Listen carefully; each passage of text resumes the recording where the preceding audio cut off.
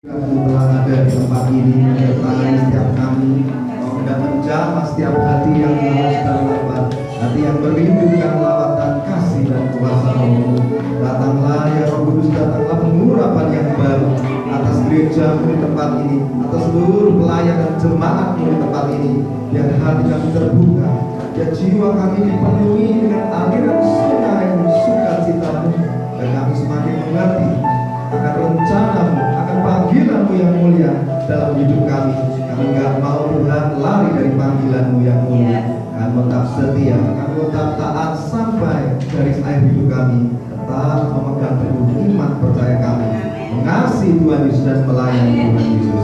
Terpuji nama-Mu ya Tuhan Yesus. Tutup bungkus kami dengan kuasa darah Tuhan Yesus, agar penyertaan pelindungan Allah Roh Kudus menyertai kami. Berbicaralah ya Roh Kudus, kami siap mendengar, kami siap diajar dengan kuasa dari tempat yang maha tinggi. Setiap kuasa kegelapan yang tidak mengganggu jalannya ibadah ini telah dihancurkan, dipatahkan dengan kuasa darah Tuhan Yesus. Berfirmanlah, kami siap mendengar dalam nama Tuhan Yesus. Amin. Shalom saudara. Apa kabar? Sehat ya. Saya diberkati sekali pada pagi hari ini. Saya bisa berada di tempat ini untuk menyampaikan pesan firman Tuhan. Terima kasih kepada Bapak Gembala di tempat ini, yaitu Bapak Pendeta Theophilus atas waktu dan kesempatannya sehingga kita bisa berjumpa kembali di tempat ini kan. Ini sudah kali yang keberapa, mungkin sudah 4 kali lebih. Setiap tahun sekali kami selalu diberi kesempatan untuk menyatakan kasih dan kuasa Tuhan melalui pemberitaan firman Tuhan. Tadi ketika saya memuji menyembah Tuhan, saya sangat diberkati. Saya rasakan hadirat Tuhan manis dan lembut di tempat ini. Saya percaya bahwa gereja ini akan terus mendatangkan perkenanan Tuhan di tempat ini ya. Saya senang musik leader, singers dan pemusik menyiapkan diri dengan baik, memilih lagu-lagu penyembahan yang sangat memuatkan. Saya juga minta tolong mungkin pemain musik bisa tetap standby menemani saya.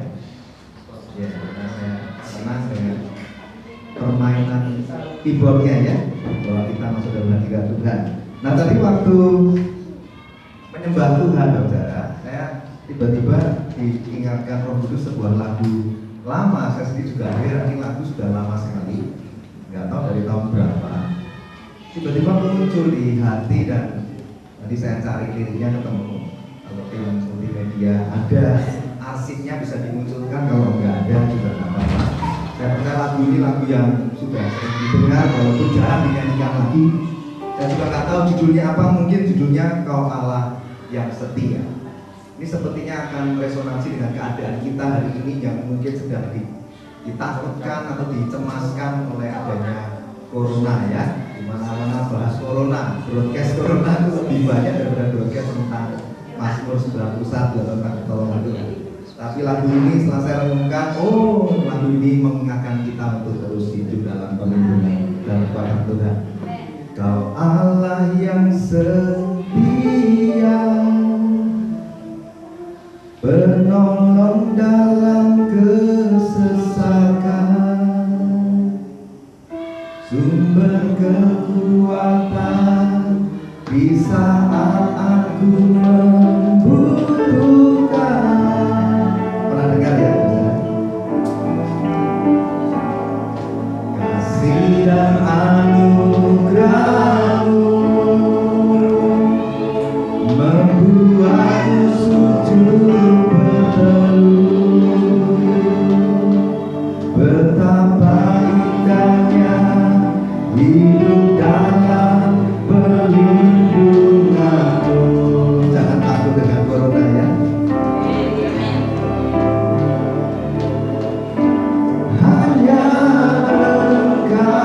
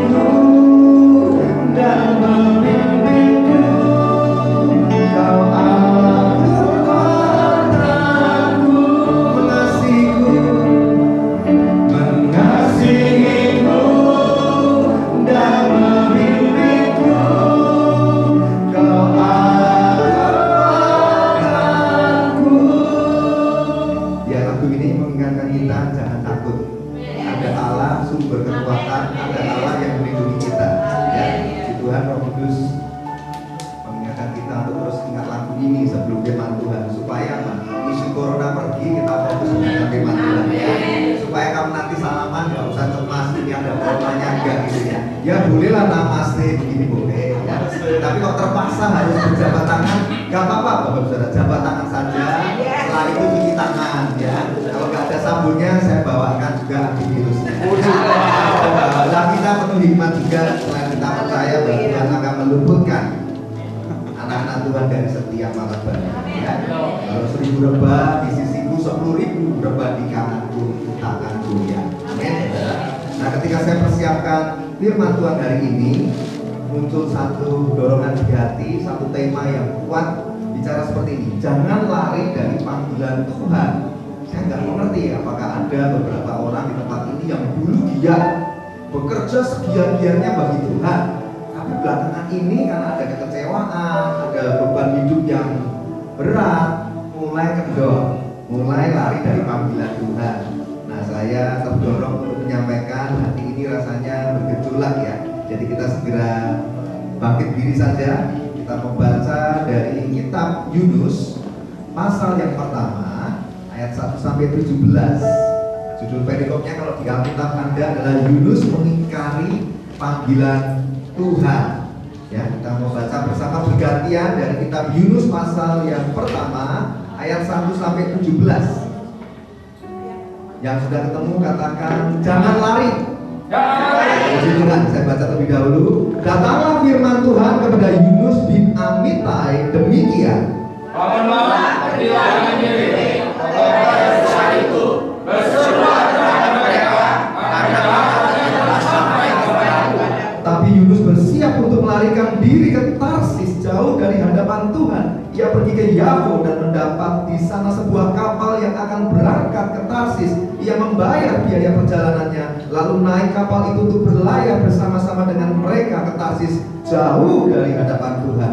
Tuhan menurunkan angin untuk laut, laut jadi kepada besar, sehingga kapal itu hampir tenggelam. Awak kapal menjadi takut, masing-masing berteriak-teriak kepada Allahnya, dan mereka membuang ke dalam laut segala muatan kapal itu untuk meringankannya. Tetapi Yunus telah turun ke dalam ruang kapal yang paling bawah dan berbaring di situ, lalu tertidur dengan nyenyak.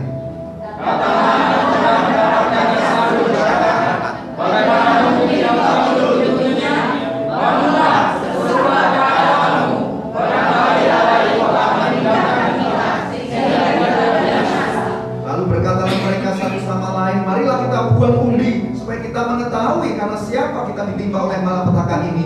Mereka membuang undi dan Yunuslah yang kena undi.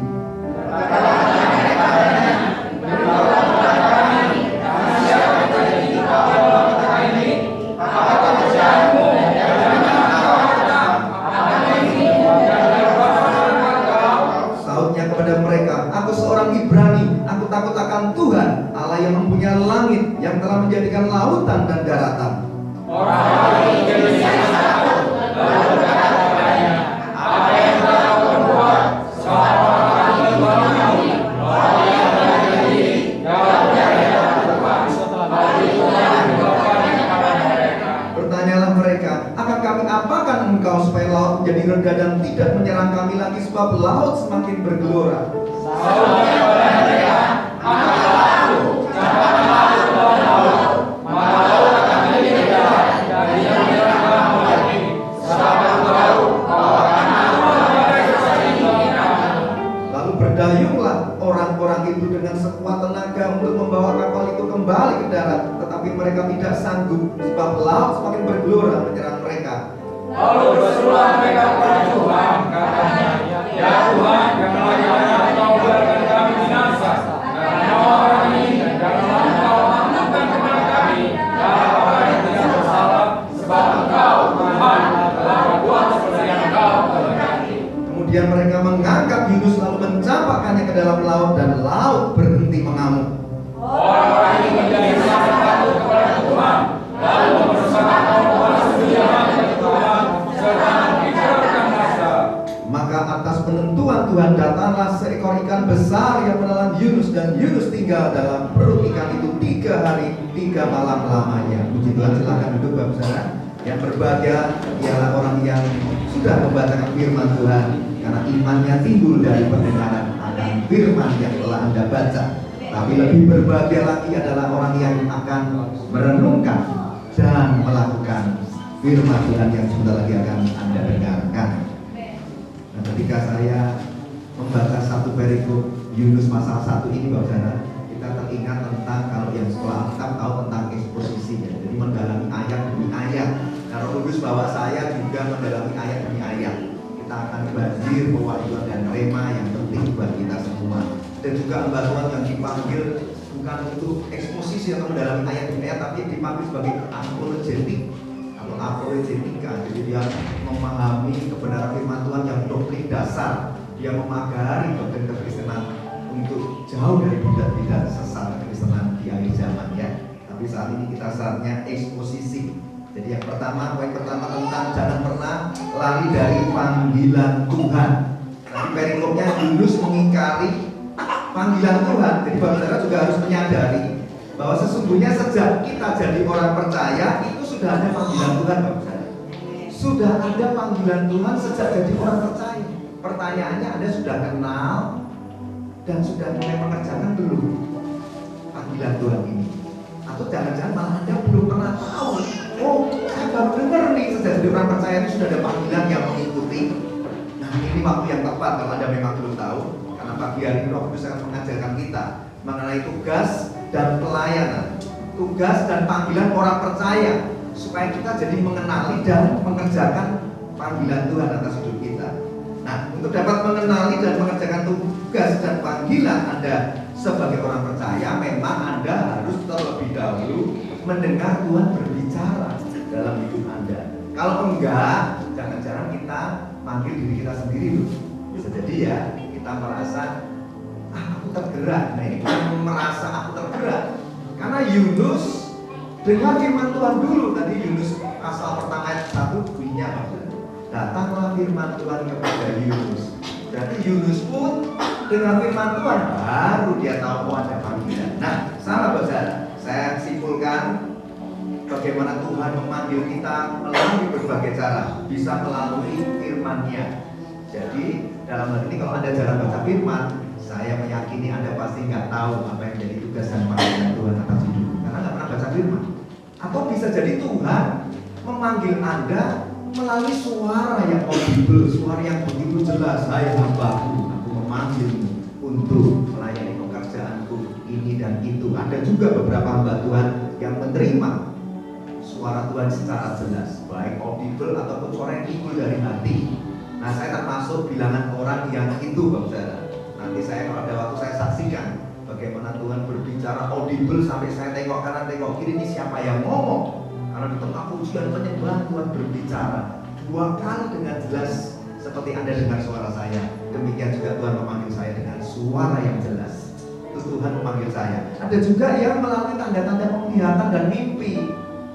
Ya, seperti ketika Paulus ke Makedonia, dia dapat penglihatan ya. Orang-orang Makedonia memanggil Paulus, ini datang layani kami gitu ya. Ada juga yang melalui pemimpin rohani Anda loh. Kalau tempat ini Bapak Gembala bisa jadi menjadi juru bicaranya Tuhan untuk Anda melayani bidang-bidang tertentu. Dan masih banyak hal, Saudara. Tuhan itu caranya nggak bisa dibatasi, terserah Tuhan lah. Cara Tuhan memanggil kita untuk mengerjakan panggilan Tuhan. Tapi minimal Anda sudah tahu, ya. Saya ulangi, melalui firman Tuhan, melalui suara Tuhan, melalui penglihatan atau mimpi, melalui pemimpin rohani, dan masih banyak lagi pengalaman-pengalaman spiritual yang dapat Anda alami. Namun percayalah, sejak Anda jadi orang percaya, harusnya Anda sudah terima panggilan. Cuman ada yang belum tahu, ada yang sudah tahu. Ada yang sudah tahu tapi nggak melakukan. Nah, hari ini Tuhan mau luruskan, Tuhan mau kembalikan. Jangan lari dari panggilan Tuhan. Ayat yang pertama tadi kita mulai eksposisi ya. Datanglah firman Tuhan kepada Yunus bin Amittai. Nah, sekarang kita mulai mendalami. Siapa sih Yunus? Yunus itu kalau dalam bahasa Ibrani disebut Yona. Ya, kalau anak-anak sekolah minggu senang ya kalau guru sekolah minggu ngajarin tentang Yunus ya, ditelan ikannya ikan paus ya, karena sebenarnya kan ditulis ikan paus, ikan besar gitu ya, tapi nggak apa-apa ya. Yunus itu bahasa Ibraninya Yona atau Jonah ya, artinya merpati. Kemudian ayah Yunus disebut Amittai, makanya Yunus bin Amittai. Ya, ini bin ini artinya anak dari gitu ya. Amitai itu artinya kebenaran Allah. Jadi Yunus bin Amitai kalau diartikan begini, merpati putra kebenaran Allah. Wah, keren banget ya.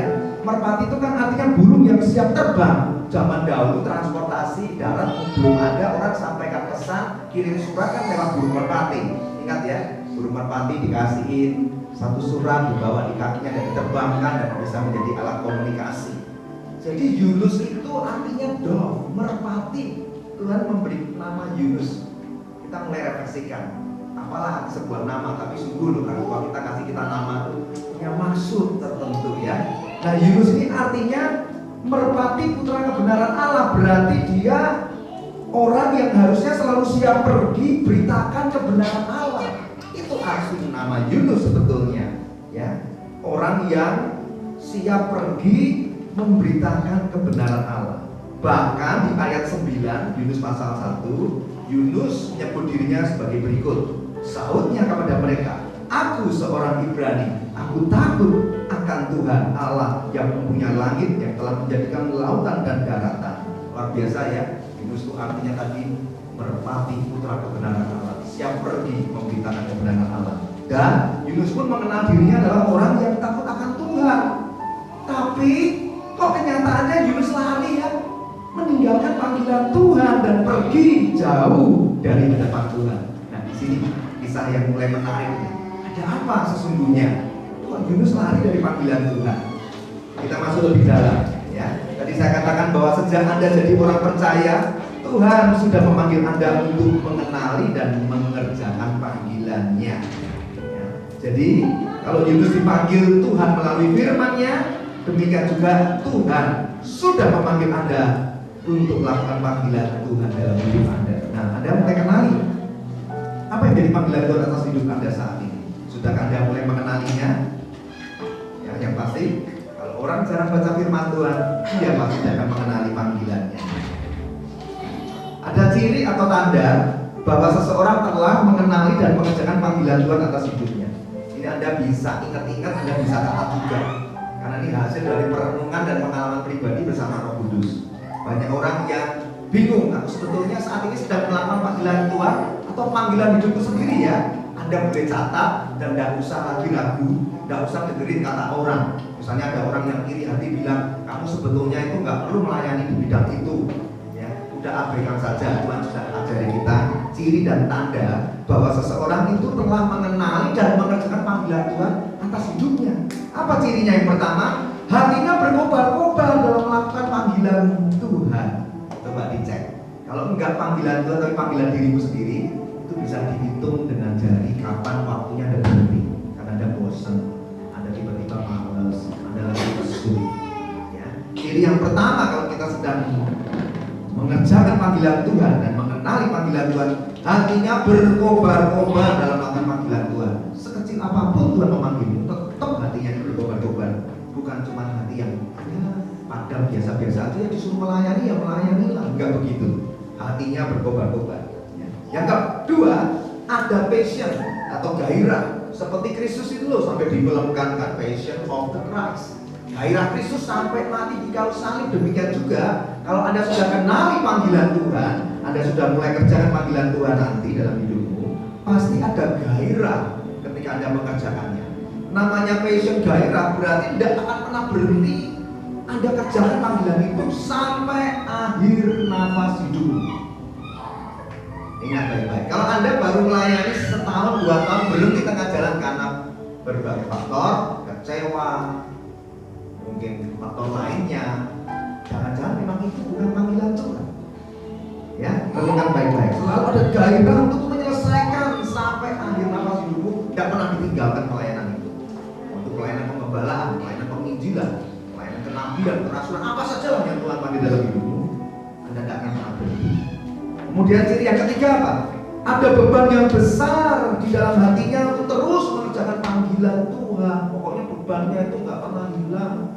Anda ingat kisah ketika tembok Yerusalem roboh, kemudian ada juru minuman raja, namanya siapa ya? Saya lupa. Nehemia kalau nggak salah ya. Itu kan juru minum raja, bukan ahli kontraktor.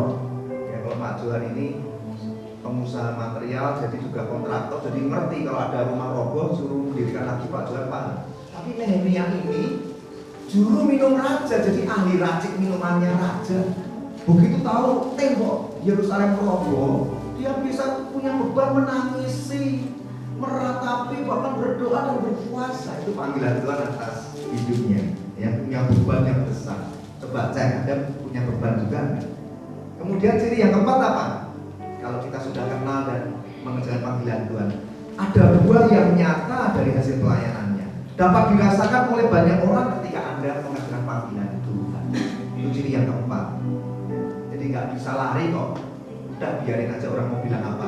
Buahnya nyata dari pelayanan Anda. Orang-orang diberkati, orang-orang mengalami Tuhan. Biarkan Anda menggonggong.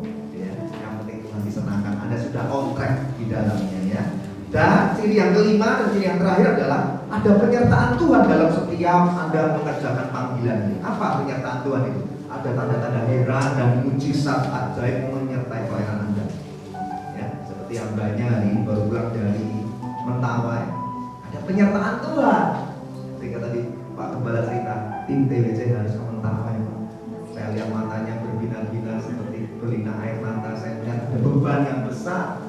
Pekerjaan Tuhan di Mentawai menanti kita semua. Nah, ada penyertaan Tuhan ketika kita masuk dalam panggilan Tuhan. Nanti Anda merasa, loh, saya ini kan orang biasa ya, ketika saya taat, loh, saya doakan orang mau yang sakit sembuh. Saya cuma bilang dalam nama Yesus, setan pergi, nggak perlu lama-lama. Ya karena ada penyertaan, Anda masuk dalam panggilan Tuhan. Penyertaan itu tidak akan pergi dalam hidup. Amin. Sudah tahu ya, ada 5 ciri. Eksposisi memang kayak begini, Bapak. Tiap ayat di dalamnya ya. Kita nggak mau khotbah comot ayat comot sini, nanti nggak ada lagi ya. Kemudian poin selanjutnya apa? Takut akan Tuhan saja tidaklah cukup. Nah, ini saya dapat kata ini juga muncul ini ya. Takut akan Tuhan saja tidaklah cukup. Padahal Anda merasa udah hidup takut akan Tuhan loh. Nih saya beritahu Bapak, ternyata Roh Kudus ajarkan kita nggak cukup loh kalau cuma takut akan Tuhan. Kenapa? Karena Yunus tadi kan mengatakan bahwa ayat 9 tadi, Yunus bilang apa? Aku orang yang takut akan Tuhan. Tapi kenyataannya lari dari panggilan Tuhan. Coba renungkan baik-baik. Orang yang mengklaim dirinya takut akan Tuhan, menjauhi dosa dan kejahatan, tapi Tuhan panggil dia lari menjauh dari yang akan Tuhan. Jadi ini sebuah pertanyaan nih. Apa penyebab orang yang takut akan Tuhan mengerti kebenaran, namanya juga Amitai, putra kebenaran. Yunus takut akan Tuhan, putra kebenaran. Berarti dia ngerti kebenaran, dia jauhi dosa dan pelanggaran dan kejahatan. Kok ujung-ujungnya nggak siap terima panggilan Tuhan, malah lari dan pergi menjauhi Tuhan? Apa penyebabnya? Saya juga bertanya sama Roh Kudus, apa penyebabnya? Nah, ada 3 hal ini. Saya waktu merenungkan, saya rangkum ini buat kita belajar bersama. Penyebabnya yang pertama adalah karena Yunus tidak mengerti bahwa yang disebut orang yang takut akan Tuhan itu enggak sekedar itu saja.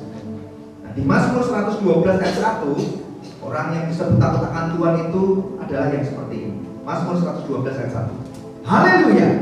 Berbahagialah orang yang takut akan Tuhan, yang sangat suka kepada segala perintahnya. Oh, pantesan ada yang enggak lengkap yang Yunus pahami tentang takut akan Tuhan. Ternyata orang yang takut akan Tuhan itu juga harus sangat suka dengan segala perintahnya, nggak cuma perintah-perintah yang dia pilih-pilih yang dia rasa mau lakukan. Sekalipun perintah Tuhan itu kayaknya nggak enak, sukar. Yunus pergi ke Niniwe, Yunus kan nggak taat. Tapi kalau itu perintah Tuhan, ya harus lakukan. Jadi nggak bisa kalau kita bilang aku orang yang takut akan Tuhan, aku orang yang saleh, tapi Tuhan memanggilmu berkali-kali, kau tutup telingamu dan kau lari dari panggilan Tuhan. Ya, jadi yang pertama itu penyebabnya ya, orang takut akan Tuhan itu tidak cukup. Karena orang yang takut akan Tuhan itu juga harus taat atas segala perintah Tuhan. Tidak boleh pilih-pilih perintah Tuhan. Apa yang Tuhan perintahkan dia kerjakan. Ya, orang yang takut akan Tuhan pasti sangat suka dengan segala perintahnya. Mau perintah yang nggak enak buat Anda tetap dikerjakan. Karena memang Anda takut akan Tuhan. Ya, jadi takut akan Tuhan sekali lagi. Orang yang takut akan Tuhan pasti suka segala perintah. Misalnya Anda sedang sangat terluka, kecewa, namanya pelayanan, namanya hidup bergerejawi. Bohong kalau nggak ada kecewa karena faktor orang-orang dalam. Kalau orang luar kekecewaan kita gampang bentengi hati kita dan berkata, emang gue pikirin, emang lu siapa, lu gak ada kontribusi dalam hidup saya. Gitu ya, gampang kita melupakan dan memaafkan. Coba kalau Anda dilukai dengan orang-orang yang sudah bersama-sama dengan Anda, bertahun-tahun bersama Anda, tiba-tiba orang itu menyakiti hati dengan perkataan-perkataan yang sangat tajam, yang kasar. Coba, bisa nggak kalau perintah Tuhan datang? Ampunilah, beri pengampunan, doakan orang itu. Bisa? Jadi nggak boleh pilih-pilih perintah firman Tuhan. Kalau perintah Tuhan bilang jangan menghakimi, ya jangan menghakimi. Tuhan bilang ampuni 70 kali 7 kali. Ya firmannya begitu kan? Ampuni 70 kali 7 kali. Berarti 70 pangkat 7. 70 kali 70 berarti 70 kali 70 berapa kali? Dan ketika saya tanya, Tuhan kok banyak banget? Ini pengampunan dalam sehari satu kesalahan yang sama. Orang berbuat salah dalam sehari kesalahannya sama diulang-ulang. Ampun, mau enggak? Ya, gitu. Jadi Anda sudah tahu ya, orang takut-takut Tuhan itu suka segala perintahnya dan dikerjakan. Mau enak gak enak, apapun keadaan, kalau Roh Kudus bicara, taatlah. Apa penyebabnya? Kedua, orang takut akan Tuhan itu gak cukup. Saya rangkum, yang kedua adalah begini, karena ia belum pernah tahu apa yang menjadi tugas dan panggilannya. Nah, oke, maklumlah. Kalau Anda saat ini di posisi itu, ya Anda bersyukur yang penting jujur di hadapan Tuhan. Tuhan, aku memang jauhi dosa, tapi jujur aku lari dari panggilanmu. Karena aku belum tahu, ya puji Tuhan. Karena hari ini Roh Kudus sudah beritahu ya, dan semakin akan terang benderang nanti apa yang menjadi panggilan Anda, panggilan Tuhan dalam hidup Anda. Ya, karena memang belum tahu. Oke. Yang ketiga, apa penyebabnya orang yang takut akan Tuhan itu tidak cukup? Karena ujung-ujungnya juga lari dari panggilan Tuhan. Yang ketiga, nah ini yang saya khawatir, banyak menyerah, menjangkiti anak-anak Tuhan lebih hebat dan lebih mengerikan dari virus corona, yaitu tinggal dalam zona kemalasan dan kenyamanan rohani. Tanpa disadari banyak orang percaya yang mengatasnamakan dewasa rohani sehingga mereka tidak peduli dengan apa yang menjadi tugas dan panggilan Tuhan atas hidupnya. Karena dia merasa sudah dewasa rohani, hidupnya baik-baik saja. Nah ini virus yang mematikan hidup kekristenan Anda. Oleh sebab itu, saat ini perintah Tuhan jelas dalam hidup kita, yaitu untuk segera bangun, pergi dan beritakan. Kita kembali ke ayat 2 Yohanes pasal 1. Ayat 2, bangunlah, pergilah ke kota Niniwe yang kota yang besar itu, berserulah terhadap mereka karena kejahatannya telah sampai kepadaku. Jadi ada 3 kata yang harus kita garis bawahi. Bangunlah, pergilah, berserulah. Ya, saya singkat menjadi bangun, pergi, beritakanlah. Berserulah itu beritakanlah. Ini perintah Tuhan. Dengarkan perintah Tuhan ini. Kalau ada ngaku orang takut akan Tuhan, suka segala perintahnya. Ini perintahnya. Bangun dari apa? Ya bangun dari kemalasan rohanimu, Bapak Saudara. Bangun dari setiap kenyamanan rohanimu yang saat ini Anda hanya sibuk bagi diri sendiri. Mulai belajar mengenali dan kerjakan panggilan Tuhan atas hidup Anda. Mulai mau untuk hidup bagi Tuhan. Sudahlah, Anda sekarang sudah umur berapa, Bapak Saudara? Coba renungkan. Ada yang sudah umur 30, 40, 50-an, ada yang sudah 60, 70. Berapa tahun Anda sudah hidup bagi dirimu sendiri dan mengingat sisa waktu hidup yang tidak panjang?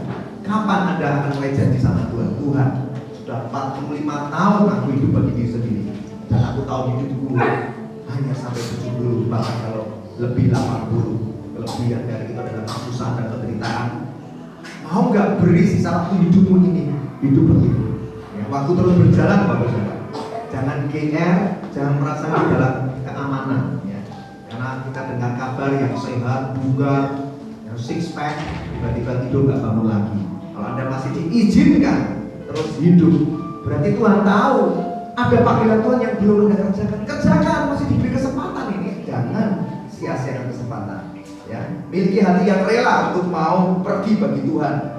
Apa itu? Pergi bersaksi, katakan Injil damai sejahteranya kepada segala makhluk. Makanya tim TWC itu nggak ada satupun orang yang ikut pelayanan kami itu nganggur rohani. Ya pasti mau ambil bagian dalam pelayanan, baik kesaksian hidup, kesaksian pujian. Karena ini perintah Tuhan, pergi bersaksi. Pergi bersaksilah, kamu telah terima Roh Kudus jadi saksiku. Kita pergi bersaksi, ya. Beritakan Injil, kita memberitakan Injil, ya. Kita bedakan berkhotbah dengan beritakan Injil. Pelayanan TWC ini unik Bapak Saudara. Kalau Anda dengarkan khotbah, pasti kontennya ada tentang Injil yang diberitakan. Ada firman yang diajarkan. Ada penyertaan Roh Kudus di dalamnya. Ya, karena kita meneladani pelayanan Tuhan Yesus. Jadi Anda sedang tidak dengar khotbah yang memotivasi Anda, yang menyenangkan telinga Anda. Bukan. Apa bedanya? Kalau Injil diberitakan, pasti hati Anda bergejolak dan ada dorongan untuk bertobat. Itu Injil diberitakan. Injil itu kekuatan Allah untuk menemplah hati orang yang berdosa. Nah, Markus 16 ayat 15 sampai 18. Lalu ia berkata kepada mereka, pergilah ke seluruh dunia, beritakanlah Injil kepada segala makhluk. Siapa yang percaya dan dibaptis akan diselamatkan, tetapi yang tidak percaya akan dihukum. Tanda-tanda yang menyertai orang percaya, mereka akan mengusir setan demi namaku. Mereka akan berbicara dalam bahasa-bahasa baru bagi mereka.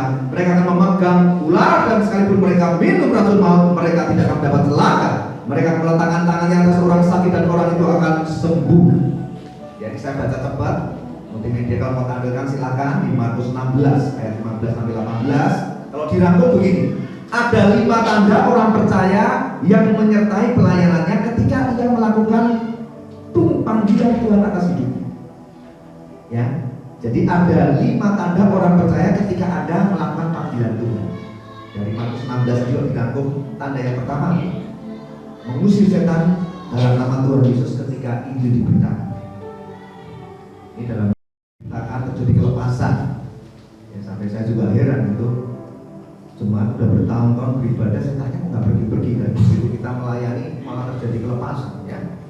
Dan ya puji Tuhan, jemaat dibebaskan, itu sudah sering kami alami. Tanda yang kedua apa, Bapak Saudara? Mentransferkan atau mengimpartasikan Roh Kudus, atau kalau tadi di Markus 16 ditulisnya begini, berbicara dalam bahasa yang baru bagi mereka. Ya. Berbicara dalam bahasa yang baru bagi mereka itu artinya begini, dalam pelayanan kita melakukan panggilan Tuhan, itu kita akan mengimpartasikan Roh Kudus ketika Injil diberitakan. Makanya juga dalam pelayanan kami melihat ketika ada panggilan untuk maju ke depan, Roh Kudus dicurahkan, banyak orang dipenuhi dengan bahasa Roh. Ada yang dibaptis Roh Kudus pertama kali dalam hidupnya, ada kepenuhan Roh Kudus sampai meluber jadi mata air kehidupan. Makanya tadi saya senang worship leadernya menyembah Tuhan, mengerti prinsip penyembahan. Dia juga berbahasa Roh. Karena prinsip penyembahan itu ada yang namanya menyembah dalam roh, tidak hanya menyembah dalam akal budi, tapi dalam roh dan kebenaran. Maka tadi betul menyembah dalam bahasa roh, ya. Itu disebut tehila. Tuhan bertata di tengah-tengah pujian dan penyembahan umatnya, karena sudah masuk di dalam roh tata suci Tuhan. Itu penting sekali. Tanda yang ketiga, menaklukkan orang-orang kuat. Kalau di Markus 16 tulisnya gini, memegang ular. Itu artinya menaklukkan orang-orang kuat. Jangan Anda artikan harfiah. Nanti kemana-mana cari ular dan Anda pegang, Anda dipatok, Anda akan meninggal, ya. Jadi Tuhan beri hikmat. Memegang ular itu artinya menaklukkan orang-orang kuat ketika Anda berada di suatu wilayah. Nah, kalau Bapak Gembala sedang di Mentawai, saya percaya misalnya peperangan rohnya juga kuat. Tapi jangan takut ketika kita masuk dalam panggilan Tuhan. Tanda yang ketiga ini sudah menyertai orang-orang kuat yang sudah melakukan serangan-serangan, roh-roh jahat yang mengudara, yang mengganggu jalannya pemberitaan Injil kita, hancur berkeping-keping karena kita berjalan dengan kuat kuasa Roh Kudus. Tanda yang keempat apa tadi? Yang di Markus 16. Minum racun maut tidak dapat celaka. Nah, banyak orang juga salah arti. Mana pelayanan penginjilan malah nantangin orang-orang di sana. Coba bikinkan saya racun, saya minumnya mati. Ya, bukan seperti itu. Kita tuh akan menerima dan mengalami perlindungan dari Tuhan ketika Injil diberitakan. Percayalah, kalau belum waktunya, darah kita itu tidak kudus dan tidak suci untuk kita jadi martir. Seringkali kita tuh takut mati GR, ya. Aduh, kalau mati gimana ya? Mati ya sudah, ketemu Tuhan Yesus itu kan. Seringkali kita terlalu GR, seolah-olah bisa jadi martir Tuhan. Gak sembarangan orang layak dan kudus darahnya menjadi martir. Tuhan juga pilih-pilih orang untuk bisa jadi martir. Martir rupanya besar, ya. Jadi minum racun maut itu jangan malah cari racun dan Anda minum, Anda nggak jadi pelayanan, Anda mati di tempat. Tapi janganlah takut ketika disuguhkan sesuatu, di situ sudah ditaruh racun maut. Percayalah kalau Anda nggak tahu Tuhan melindungi. Kalau ada yang cari-cari, itu namanya ada yang kurang kerja, ya. Terus nanti Anda ketemu Tuhan nyalain Tuhan. Tuhan, kenapa aku mati? Kenapa aku tahu racun minum? Gitu, ya. Pokoknya kalau Anda nggak tahu, percayalah Tuhan masih melakukan panggilan. Anda akan hilang. Orang yang beracun Anda akan hilang. Sudah taruh sesuatu loh. Apa ya itu ya? Benar itu sama. Ya. Jujur yang keempat ini saya belum pernah mengalami, atau mungkin mengalami tapi saya nggak ngerti, saya nggak tahu ya. Tapi kalau yang ketiga ini kita semuanya mengalami ya. Saya pernah juga. Poin yang ketiga memegang tulang tangan orang kuat itu. Kami pernah pelayanan di suatu desa di Kebun, ada 7 penyembahan berhala. Ya, memang kita terlena karena kita bercanda-canda di jalan. Oh nanti patung-patungnya kita bangunin gitu ya. Malah guyonan. Akhirnya ketika berita Injil saya dapat serangan itu. Tepat belum 5 menit saya ngomong, tiba-tiba saya nggak bisa ngomong. Saya pikir waduh mati udah stroke ini. Jadi ada salah satu tim dari kami yang naik ke atas dan tanya, Bapak kenapa nih? Saya bilang udah nggak apa-apa. Kamu turun saja, kemudian saya ajak semua bagian diri dan kita berbahasa roh baru kita lepas semua. Ya peperangannya sungguh dahsyat, tapi jangan takut alami kalau lebih dahsyat ya. Poin yang kelima adalah menyembuhkan orang sakit ketika itu diberitakan dulu sudah sering banget ya. Bukan ngomong begitu, bukan untuk menyombongkan diri Bapak, untuk memotivasi Anda. Kalau Anda sudah masuk dalam panggilan Tuhan, menyembuhkan orang sakit, ini akan menjadi paket dalam pelayanan Tuhan. Karena ini janji Tuhan, 5 tanda orang percaya ini akan menyertai ketika Anda mau taat dan melakukan panggilan Tuhan atas hidup Anda. Ya, mulai Anda renungkan. Oh kalau ada 5 tanda orang percaya, kok sampai hari ini 1 tanda pun belum pernah aku alami, yaitu musir setan belum pernah, mengimpartasikan Roh Kudus belum pernah sih doain orang, tapi dia nggak sampai dapat baptisan Roh Kudus. Pernah sih aku menginjil satu tempat, tapi yang malah kabur takut. Pernah sih aku beritakan Injil tapi ada sesuatu yang mengerikan dan aku juga lari. Pernah sih doakan orang sakit supaya sembuh malah dipanggil Tuhan gitu ya. Kalau 1 dari 5 tanda ini Anda belum pernah alami, coba Anda renungkan baik-baik. Saya ada disebut orang percaya. Misalnya saya bilang sama Bapak Pendeta Teo, Pak Teo misalnya memamerkan pohon mangganya. Pak saya kapan ke rumah saya punya pohon mangga harum manis. Ya tentu saja begitu saya datang saya nggak bisa percaya hanya lihat pohonnya. Saya pasti akan minta bukti buahnya. Begitu ya. Jadi sama kita ini akan dikenal sebagai orang percaya. Tuhan sudah beritahu ada tandanya. Sama Pak Teo bilang ini pohon mangga Pak Cahya. Saya lihat buahnya mana. Begitu Pak Teo lihat itu Pak buahnya. Kemudian kami petik dan kami kupas, kami makan, kami rasakan, oh benar-benar harum dan manis. Betul, Pak Teo saya percaya ini pohon mangga manis. Ngerti ya? Jadi kalau kita bilang saya orang percaya, Alkitab sudah ajarin, ada tandanya loh. Jangan sok ngaku gitu ya. Ya saya ngomongnya masih halus supaya kita nggak terlalu kaget ya. Kalau belum ada 1 dari 5 tanda ini, layak Anda disebut orang percaya. Kan Anda dikenal orang percaya dari tanda-tanda yang menyertai. 5 tadi itu ya. Makanya berdoalah, bertobatlah, kenali panggilan Tuhan dan mulai kerjakan. Maka tanda-tandanya akan mengikuti. Tanda-tanda ini bukan hasil dari pekerjaanmu. Tanda-tanda ini kan otomatis menyertai ketika Anda mau taat dan tidak lari dari panggilan Tuhan. Jangan mengingkari panggilan Tuhan. Nah kalau tanda-tanda aja belum ada ya sudah pasti panggilan Tuhan Anda pun belum mengerti. Kemudian eksposisi selanjutnya apa? Eksposisi selanjutnya adalah dibutuhkan ketaatan mutlak untuk Anda melakukan panggilan Tuhan. Kembali ke Yunus pasal 1 ayat kedua. Bangunlah, pergilah ke Niniwe, kota yang besar itu, berserulah terhadap mereka karena kejahatannya telah sampai kepadaku. Tuhan memanggil dan menyuruh Yunus untuk bangun, pergi, beritakan kabar keselamatan kepada kota Niniwe. Anda mau tahu nggak kenapa kok Yunus itu nggak taat, lari dari panggilan Tuhan? Niniwe itu ibu kota kerajaan Asyur. Musuhnya bangsa Israel yang menjajah Israel dulu itu salah satunya adalah kerajaan Asyur ini. Nah ibu kotanya itu Niniwe. Niniwe ini berpenduduk 120.000 orang, semuanya jahat di mata Tuhan. Yunus 4 ayat 11, sehingga dia boleh lompat. Ya. Saya sudah pelajari kisah Yunus ini sampai pasal yang keempat. Jadi Anda tinggal terima kesimpulannya. Yunus 4 ayat 11. Bagaimana tidak aku akan sayang kepada Niniwe, kota yang besar itu, yang berpenduduk lebih dari 120.000 orang yang semuanya tidak tahu membedakan tangan kanan dari tangan kiri dan ternaknya yang banyak. Semua warga kota Niniwe jahat di mata Tuhan ya. Tapi yang membuat Yunus memilih tidak mau taat terhadap panggilan Tuhan yang pertama. Ya, Yunus dipanggil Tuhan pertama di Yunus pasal 1 ayat 1 ya. Demikian firman Tuhan, itu panggilan Tuhan pertama kali dalam hidup Yunus. Yunus memilih tidak taat. Yunus memilih lari dari panggilan Tuhan dan jauh dari depan Tuhan. Apa sebabnya ketidaktaatan Yunus ini? Karena Yunus lebih mengandalkan pikiran dan perasaannya. Dia merasa begini loh, gua ini kan orang Yahudi, gua ini kan bangsa Israel, gak salah nih Tuhan suruh gua untuk beritakan Injil kepada bangsa Niniwe, kerajaan Asyur yang jadi musuh bangsa Israel. Jadi dia gak bisa pakai pikiran dan perasaan yang ada di dalam Kristus. Yang ada dalam pikiran dan perasaan itu gak mau. Pokoknya kalau suruh doain ini nih, gua mau. Tapi tuh yang itu tuh pernah nyakitin hatinya, gua gak suka gitu ya. Ini saya ngomong begini, saya yakin ada orang-orang yang langsung tertawa. Saya nggak mau doain dia dan ngatain saya jijik gitu ya.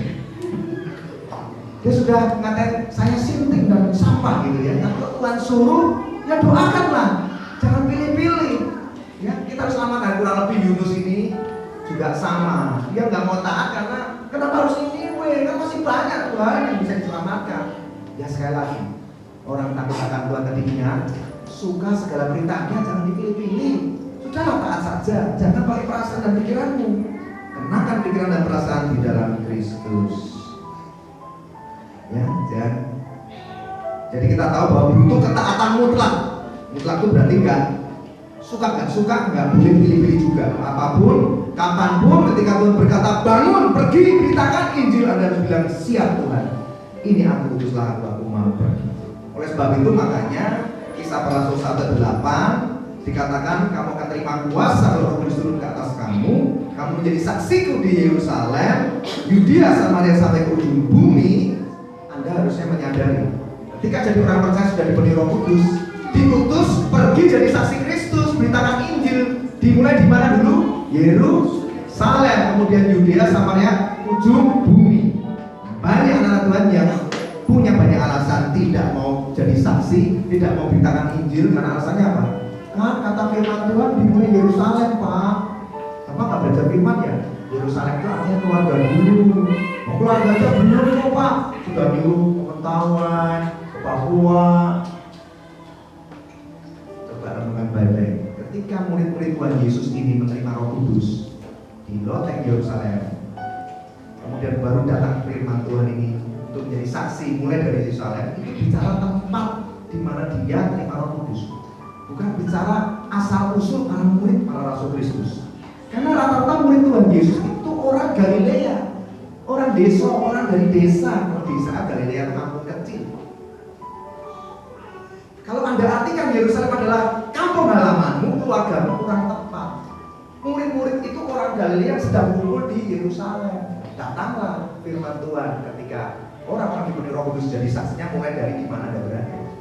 Jadi menjadi saksi Tuhan, beritakan Injil itu terserah Roh Kudus. Ketika Anda di mana Tuhan taruh Anda di situ, Tuhan gerakkan hati Anda untuk pergi bersaksi, beritakan Injil, pergi beritakan. No excuse. Jangan banyak alasan. Jangan lari dari panggilan Tuhan. Sudah mengerti saudara ya? Dan selanjutnya dari eksposisi selanjutnya dari ayat yang ketiga, bunyinya begini. Tidak semua kebetulan dan ketersediaan datangnya dari Tuhan. Wow, saya senang sekali karena selama ini saya juga punya paham yang tidak ada kebetulan di mata Tuhan. Benar nggak Pak Ustaz? Seringkali kita merasa tidak ada kebetulan kok di mata Tuhan. Jadi kalau sesuatu yang kita nggak harapkan tiba-tiba muncul, kita yakini dari Tuhan. Hati-hati. Saya juga dikoreksi sama Roh Kudus. Tidak semua kebetulan dan ketersediaan datangnya dari Tuhan. Hati-hati anak-anak Tuhan, jangan latah bilang seolah-olah pokoknya tidak ada kebetulan di mata Tuhan. Ya kayaknya benar tapi nggak sepenuhnya benar. Lihat ayat yang ketiga. Tetapi Yunus bersiap untuk melarikan diri ke Tarsis. Tarsis itu Tarsus tempat Paulus tinggal gitu Bapak. Jauh dari hadapan Tuhan. Ia pergi ke Yafo. Kalau Yafo sekarang itu Tel Aviv, ibu kota Israel ya. Dan mendapat di sana sebuah kapal yang akan berangkat ke Tarsis yang membayar biaya perjalanannya. Lalu naik kapal itu belayar bersama-sama dengan mereka ke Tarsis jauh dari hadapan Tuhan. Kalau Anda renungkan gini, Kok pas banget ya Yunus melarikan diri dari panggilan Tuhan, mau menjauh dari Tuhan. Lah kok kebetulan dapat kapal. Loh, memang berarti Tuhan mendukung. Yunus memutuskan lari dari panggilan Tuhan, kok malah Yunus dapat kapal yang siap sedia berangkat ke Tarsis. Di zaman itu kapal tidak banyak, harusnya nunggu berhari-hari bisa jatah untuk naik kapal. Tapi kok pas kebetulan ya, pas kebetulan lari dari panggilan Tuhan, nemu kapal sesuai rencana dia, memang mau pergi dari Tuhan, kalau bisa pergi jauh. Apakah kebetulan dan ketersediaan kapal ini datang dari Tuhan? Gampang jawabnya, tidak. Kenapa? Karena Tuhan manggil Yunus untuk pergi ke Niniwe, bukan ke Tarsis. Coba renungkan. Setiap kebetulan dan ketersediaan kapal tidak selalu datang dari Tuhan. Karena Tuhan memanggil Yunus ke Niniwe, bukan ke Tarsis. Jadi ingat baik-baik Bapak Saudara, tidak semua kebetulan dan ketersediaan dalam hidup Anda itu datangnya selalu dari Tuhan. Anda harus uji segala sesuatu dengan kebenaran firman Tuhan. Makanya baca firman. Kalau enggak, Anda tidak bisa tahu ini kebetulan dari Tuhan atau ketersediaan dari Tuhan. Saya beri contoh begini, tidak semua berkat datang dari Tuhan. Setan bisa beri berkat. Maka setan bilang sama Tuhan, kalau engkau sujud menyembah ketika Tuhan dicobai pada bumi, aku berikan seluruh kekayaan semesta kepada anak-anak Tuhan yang dengar firman ini. Kalau Anda tidak hati-hati menganggap kebetulan ketersediaan datang dari Tuhan, hati-hati. Ketika Anda dengar berkat keluar dari pintu gereja ini, Anda keluar ketemu orang, kebetulan orang itu bilang, Pak, mau nggak ikut saya Pak? Hanya dengan uang sedikit Bapak bisa dapat hasil yang banyak. Ini banyak lah kasus. Kami pernah melayani suatu tempat dan kami bahas di mobil.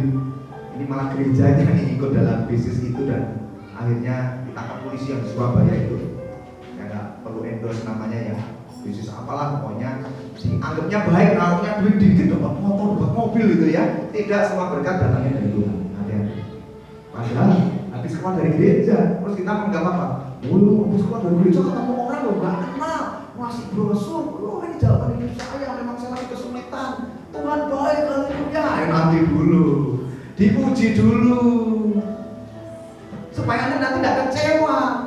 Wah, lalu ujung-ujungnya begini, urusan polisi dan lain sebagainya. Uji dulu. Ada juga misalnya selain berkat, contoh jodoh. Gak semua jodoh yang kebetulan itu datang dari Tuhan. Pak, saya sudah jomblo ngenes lama Pak. Jangan ngenes lah banyak ya. Saya sudah jomblo terlalu lama Pak. Begitu saya rajin ke gereja ini Pak, puji Tuhan. Begitu saya keluar buka pintu, datanglah seorang pemuda yang gagah berani dan ganteng Pak. Begitu dicek KTP-nya sih seiman gitu ya, tapi ternyata nggak sungguh-sungguh dalam Tuhan. Hati-hati ya, Anda bablasin, Anda sudah tahu firman Tuhan katakan apa. Jangan jadi pasangan yang tidak seiman, tidak sepadan. Anda lanjutkan ya, Anda akan mengalami detox dari Tuhan ya. Ingat, ketersediaan dan kebetulan tidak selalu datangnya dari Tuhan. Uji segala sesuatu dengan firman Tuhan. Selanjutnya yang keempat, Tuhan selalu punya cara untuk terus memanggil Anda sampai Anda mau mengenali dan mengerjakan panggilannya atas hidup Anda. Ini ayat keempat itu artinya ini. Anda mau lari kemana? Tuhan akan terus mengejar Anda sampai Anda akhirnya menyerah, mau untuk mengenali dan mengerjakan panggilannya. Ini buktinya ayat keempat. Tetapi Tuhan, ya tadi Yunus yang sudah GR ya, yes, lari dari Tuhan dikasih kapal. Memang Tuhan boleh. Siapa bilang baru naik kapal, gak lama kemudian apa? Tuhan menurunkan angin ribut ke laut. Terjadi badai besar, hampir-hampir kapalnya hancur. Bahkan awak kapal berteriak. Dan mereka membuang ke dalam laut segala muatan kapal itu untuk meringankannya. Tetapi Yunus malah tidur dengan nyenyak. Ya, di ayat 4 dan ayat 5. Ketika Yunus lari dari panggilan Tuhan, pergi jauh dari hadapan Tuhan, Tuhan malah turunkan angin ribut kan, badai besar, kapal hampir hancur. Dan pada akhirnya dalam pelarian Yunus pergi menjauhi Tuhan, semua yang berharga yang ia miliki pun dibuang sia-sia. Nah, ini satu perenungan yang baik begini Bapak, supaya Anda itu jangan tunda-tunda lah. Kalau Tuhan sudah panggil, lakukan sekarang, jangan ditunda-tunda. Coba Anda renungkan. Suatu hari nanti Anda akan menyadari bahwa yang paling berharga dalam hidup ini itu bukan hartamu, bukan emas, perak, permata, bukan seluruh aset kekayaanmu, melainkan panggilan Tuhan dalam hidup. Itu yang paling penting. Lihat Petrus, dia pergi ke Tarsis, nggak mungkin hanya bawa sehelai kain pakaian. Dia pasti bawa koper. Kayak ada kalau lagi Mesir, Tamasya, kayak kapal pesiar, nggak mungkin kan nggak bawa apa-apa. Kopernya aja 2 tambah 1 buat oleh-oleh. Itu pasti isinya barang-barang penting. Tapi ketika kapalnya karam, kalau nakoda kapal bilang buang semua barang-barang kita akan tenggelam, dan buang masih dibuang. Ingat, suatu hari nanti orang-orang yang lari dari panggilan Tuhan, kayaknya Anda hidup dalam kenyamanan. Kan justru dunia kan, kayaknya dia tenang-tenang aja. Semua yang berada yang Anda miliki akan tinggal air mata, tidak akan bisa Anda peroleh. Tapi orang yang taat melakukan panggilan Tuhan, suatu hari ketemu Tuhan, itu bekal Anda untuk Anda persembahkan pada Tuhan. Tuhan, aku sudah setia dengan panggilan Anda sendiri. Terima. Lihat, semuanya dibuang ke laut, tidak ada. Mungkin itu ada emas berapa kilo, ada perak permata berapa kilo dibuang ke laut hanya untuk demi menyelamatkan nyawa. Kalau Tuhan memanggil Anda melalui mana? Tuhan selalu punya cara untuk memanggil Anda supaya tidak lari dari panggilan Tuhan. Dan panggilan Tuhan adalah harta yang tak ternilai yang dapat Anda bawa dan nikmati ketika Anda telah berjumpa dengan Tuhan di kerajaan surga. Ayat 15 dan ayat 17 ya, ini kita eksposisi. Yunus dicampakkan ke laut, laut berhenti mengamuk, dan Yunus ditelan di perut ikan 3 hari 3 malam. Sadarilah bahwa Tuhan selalu punya cara untuk terus memanggil Anda sampai Anda mengenali dan mengejar panggilannya. Jadi lebih baik taat sekarang daripada terus menunda-nunda untuk taat. Daripada Anda terus jadi pelarian di hadapan Tuhan. Jangan terus lari dari panggilan Tuhan. Sebab, nah ini loh, ternyata ada konsekuensinya Bapak Saudara. Makanya Anda itu disayang Tuhan loh. Lebih baik sekarang dengar firman yang keras tapi mendidik, menyadarkan Anda. Sebab ada hukuman dan konsekuensi atas setiap ketidaktaatan dalam Anda mengerjakan panggilan Tuhan. Anda tidak bisa bilang, lah Tuhan kok hukum aku ada konsekuensi, aku belum tahu. Nah, sekarang sudah tahu, sudah diberitahu kan. Nah, mulai Anda renungkan, ada hukuman dan konsekuensi atas setiap ketidaktaatan Anda dalam mengerjakan panggilan Tuhan. Seperti yang Yunus alami, sekalipun hukuman yang diterima Yunus sangat mengerikan. Karena antara hidup dan mati, bayangin, dibuang ke laut, ditelan ikan 3 hari 3 malam di perut ikan. Anda bisa renungkan itu udah kayaknya rasanya lama banget. Kalau bisa hanya 3 jam lah Tuhan, sehari aja Anda sudah frustasi kok. Itu pengalaman hidup dan mati. Mau makan apa di situ udah nangis, bingung lah, nggak bisa makan. Isinya mungkin penuh dengan sampah-sampah atau bekas makanannya si ikan paus gitu ya. Itu pengalaman yang mengerikan. Tapi pada akhirnya Tuhan tetap menolongkan dan menyelamatkan dan memberikan kesempatan hidup yang kedua buat Yunus untuk mengerjakan panggilannya. Nah, maksud saya begini loh, daripada Anda jadi pelarian di hadapan Tuhan, daripada Anda lari dari panggilan Tuhan, Anda sudah tahu dipanggil Tuhan, pilihlah nanti setelah Anda ngerti firman ini, taat sekarang, bilang sama Tuhan, Tuhan aku mau, tunjukkan aku panggilanmu, ajari aku setia mengerjakan panggilan Tuhan dalam hidupku. Amin. Karena ada konsekuensinya Bapak. Kemudian banyak orang percaya yang lari dari panggilan Tuhan dan tinggal dalam rasa aman palsu. Muncul kalimat ini tadi di ayat yang ke-5, Yunus tertidur nyenyak. Di ayat yang ke-6, bahkan nakoda dan anggota kapal yang lain berkata, bagaimana mungkin kau tidur begitu nyenyak? Itu ya, jadi mereka heran. Akhirnya dibuang undi, Yunus yang kena undi. Itu juga pasti kehendak Tuhan ya.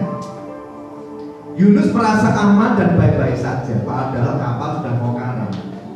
Ketika ia memutuskan lari dari panggilan Tuhan, dia merasa nyaman baik-baik saja. Nah, ini hati-hati Bapak Saudara.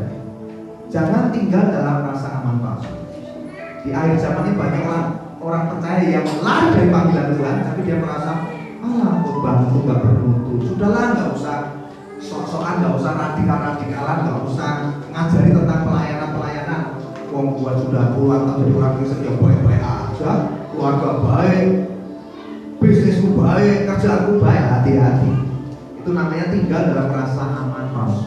Karena Tuhan tetap akan mengejarmu bahkan memberikan kesempatan kedua untuk engkau hidup dan mengerti panggilan Tuhan untuk kau kerjakan.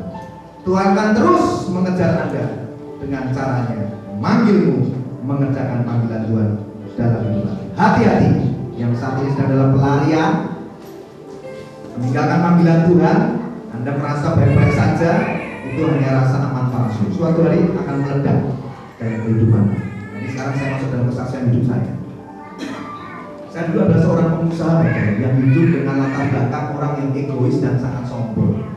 Karena dibentuk lahir dari keluarga yang sangat miskin. Bapak saya kontraktor, bukan karena dia kontraktor bisa bangun gedung, enggak, maksudnya pindah-pindah rumah. Duitnya habis dalam utang kontraktor. Jadi anaknya itu benar-benar menderita juga, termasuk saya. Didobelnya cuma satu, pokoknya belajar yang pintar, karena saudara nggak kenal duit itu tiap hari itu ibu saya begitu terus. Kamu harus pintar, lihat bapak kamu itu.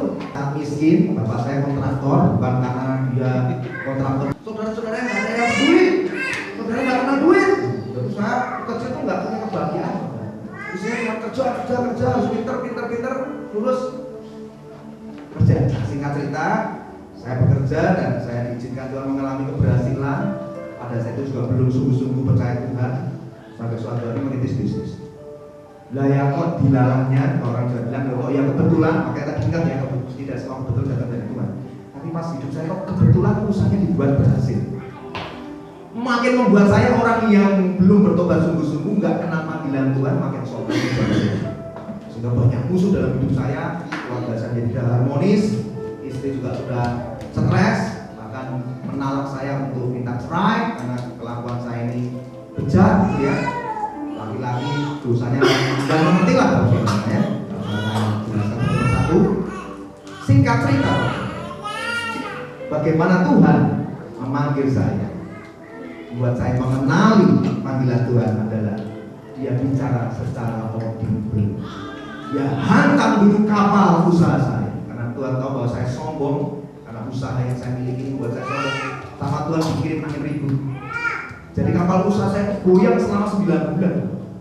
Minus bleeding, perusahaan mengalami pendarahan dan kami minus ratusan juta selama 9 bulan.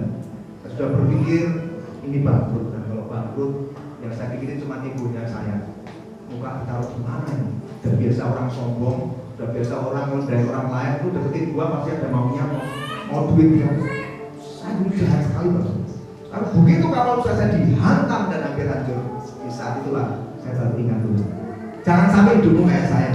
Saya angkat tangan ketika hadir dalam sebuah ibadah, di sana Tuhan berbicara audible dalam hidup saya. Tuhan katakan begini, jangan takut.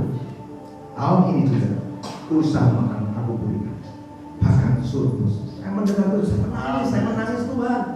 Ini suara kok saya tidak pernah dengar, tapi suara itu menguatkan hatiku dan saya menangis. Saya cari siapa yang ngomong. Nggak mungkin sebelah kanan kiri, karena saya tidak tahu apa yang saya alami. Dan suara waktu itu penyembahan begitu kencang, full musik di sebuah gereja besar. Tuhan memanggil saya, saudara. Dan dalam perjalanan itu Tuhan berbicara sekali lagi dalam hidup saya. Tuhan begini, sejauh ini kan kau mengenal aku ini sebagai Tuhan yang memberkatimu. Saya menangis lagi dan suara itu audible begitu jelas. Sejak saat itu saya mulai belajar firman, saya dalami dan saya katakan Tuhan, aku serahkan hidup kepadamu. Kerjaan panggilan pas hidupku. Lalu Tuhan mulai tuntun. Dan inilah saya saat ini berada di depan. Berada di mana Tuhan utus saya. Ini yang saya harapkan juga Bapak Saudara. Mulai kenali panggilan Tuhan dalam hidupmu. Kerjakan. Karena cepat atau lambat itu hanya buang waktu dalam hidupmu. Jangan tinggal dalam rasa aman palsu. Setiap kita dipanggil untuk mengerjakan panggilan Tuhan, panggilannya itu tidaklah suka, tinggal ada mau panggilan. Tinggallah dalam damai sejahtera Tuhan. Amin. Kemudian eksposisi selanjutnya adalah jangan biarkan Tuhan memanggilmu berkali-kali. Saya lompat saja ya di Yunus pasal 3 ayat 1. Yunus 1 ayat 1, datanglah firman Tuhan. Itu yang pertama Yunus katakan. Harus dimasukkan dalam perut ikan, baru bertobat. Baru Yunus 3 ayat 1 ngomong begini. Persis perkataannya dengan Yunus pasal 1 ayat 1. Datanglah firman Tuhan kepada Yunus untuk yang kedua. Kalau Anda janji sama Tuhan, kalau memang hari ini baru tahu firman ini, kalau baru hari ini Anda tahu, oh ada panggilan Tuhan dalam hidupmu, minta aku. Setelah berpuluh tahun jadi orang Kristen, aku baru tahu ada panggilan Tuhan. Ajarku mengerti, ampuni aku. Tapi kalau Anda memang sudah tahu, tapi belakangan ini kecewa dan tinggalkan panggilan Tuhan dalam hidupmu, bertobat. Jangan biarkan Tuhan memanggil Anda berkali-kali. Yunus ini sampai 2 kali Tuhan ngomong. Dan Tuhan kasih perintahnya pun sama, ayat kedua ini pasal 3. Bangunlah, pergilah ke Niniwe. Tuhan tetap nagih hutangnya sama. Aku memanggilmu di panggilan yang pertama untuk pergi, beritakan Injil ke Niniwe. Yunus bertobat, gak dikasih perintah yang lain, kan perintahnya tetap sama. Niniwe. Tuhan itu siapa sih Pak? Saya dalam hidupmu. Kalau Anda menghormati, Anda bilang aku menyayangi Tuhan. Tuhan itu kan raja di semesta, raja dalam hidup. Kalau dia raja, kita hamba. Pernahkah Anda mendengar kisah seorang raja yang memberi titah? Ada hamba yang gak taat, diberikan kesempatan. Hamba yang gak taat pas langsung bunuh. Lihat, Tuhan yang adalah raja dalam kehidupan memberikan perintah, jangan sampai lebih dari 1 kali. Kalau Anda hari ini sudah dengar firman Tuhan, angkat tangan dan berkata, Tuhan ampuni aku bertobat, aku mau. Amin. Saya bersyukur ketika kapal saya hampir karam. Tuhan berbicara, saya tidak keraskan hati. Saya memilih untuk percaya, Tuhan tunjukkan aku panggilan atas hidup. Mulai Anda renungkan baca. Jangan tunggu karamnya kapal rumah tanggamu. Jangan tunggu karamnya kapal pekerjaan dan usahamu. Jangan tunggu karamnya kapal karir masa depanmu.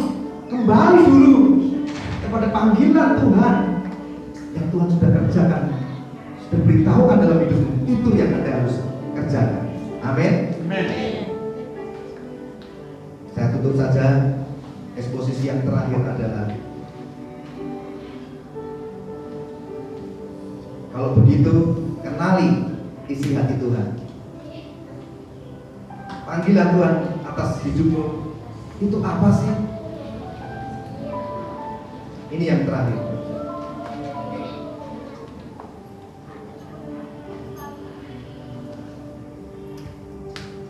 Dan inilah panggilan Tuhan di dalam kehidupan Anda sebagai orang percaya, adalah di 2 Timotius 4 ayat 2 sampai 5. Beritakanlah firman, siap sedialah, baik atau tidak baik waktunya.